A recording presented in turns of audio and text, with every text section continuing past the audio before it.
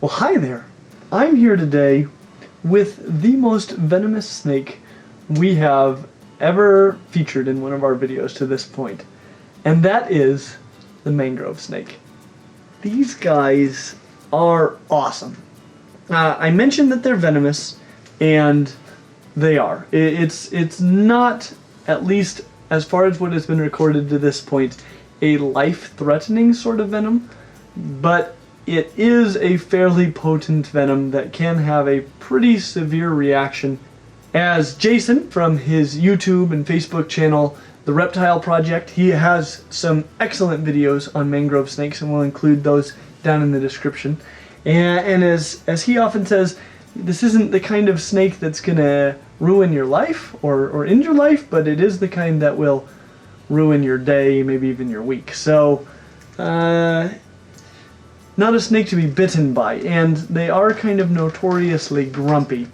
So for that reason, we're going to leave this one inside the enclosure while we're filming today. In my history, most of my bites have been while I'm presenting a snake, then I'm not able to look at it, and this is one that would definitely bite me if I wasn't paying attention to its body language. But these guys are super cool. If you want a snake that's not really ideal for handling, but is just absolutely gloriously beautiful, the mangrove snake might be very, very appealing. I mean, look at the thing.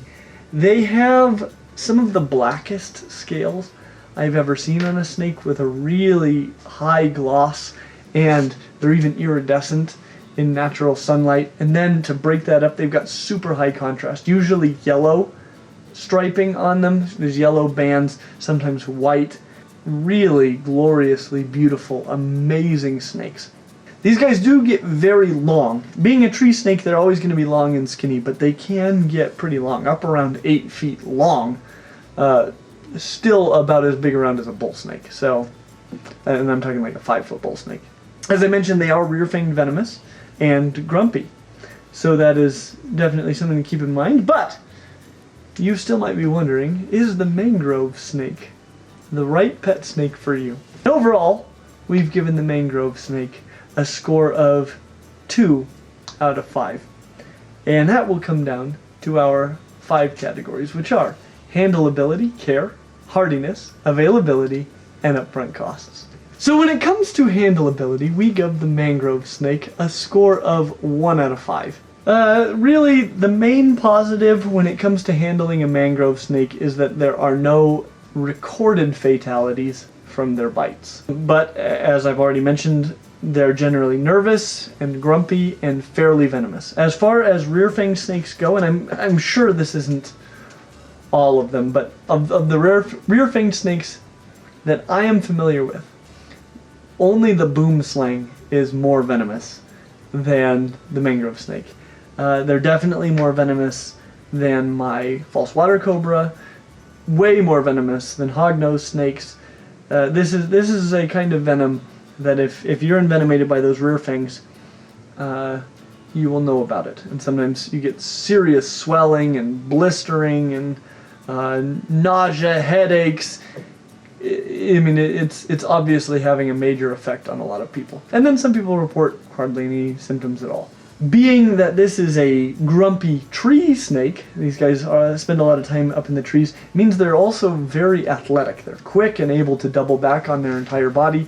Some snakes you can grab by the tail and they can't get their head up to your hand, but tree snakes almost always can double right back on their body and latch on to you.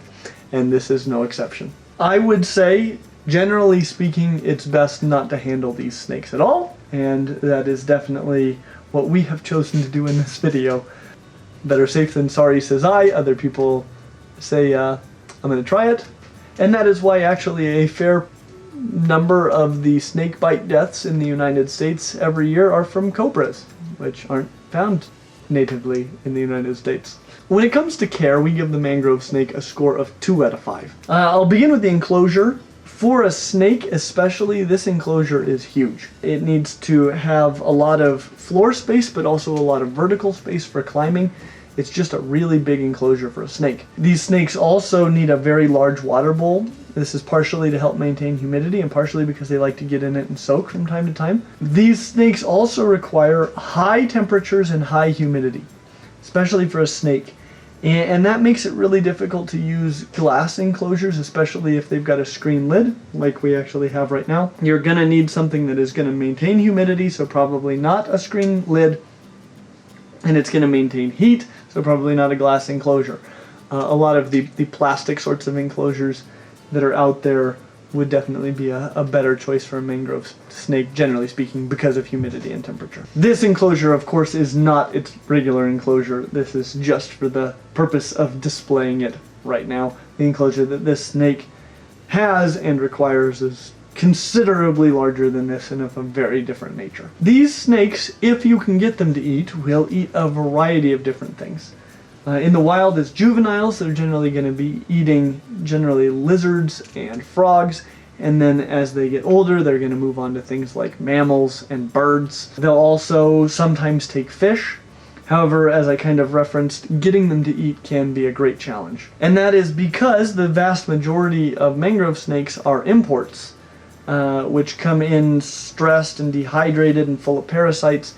And most of them fail to thrive. Most of them will crash and die within the first few weeks to months. And a large percentage of those never start eating on their own. However, if you get lucky or if you buy a long-term captive and it is feeding, like I said, they eat a broad diversity of things. As we referenced, they need high humidity, so in addition to an enclosure that will maintain that humidity and a big water bowl, they're also going to need a substrate that will maintain humidity, high levels of humidity, but not mold. And they're going to need a heat source, and being an arboreal snake, they're going to probably do best with a heat source both above and below the tank, so maybe a heat pad or heat tape, heat cable, something like that, that is controlled by a thermostat below, but also some sort of heat source above, like a red light bulb or a ceramic heat emitter. With all these things, definitely use a thermostat though, because you don't want to burn your snake and there can be issues. These snakes are also nervous and somewhat shy, so a lot of places to hide will increase the likelihood that you will have success with your mangrove snake. When it comes to hardiness, we give the mangrove snake a score of 2 out of 5. Once established and given proper care, they should be pretty solid. However, the vast majority of them never get that far. Being imports, as well as being nervous animals in general, there's just a very low success rate, even for very experienced keepers, keeping mangrove snakes.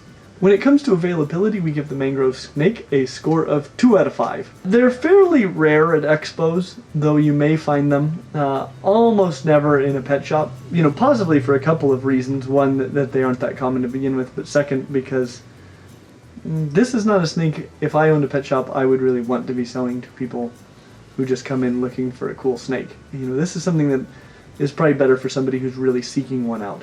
And so the best place to find a mangrove snake if you decide to get one is probably online. If you want one that's captive bred, that's even way harder to find, but definitely the way to go if you can help it. When it comes to upfront costs, we give the mangrove snake a score of 3 out of 5. The snake itself is what I would consider to be moderately expensive, especially for an import. They're kind of expensive for imports.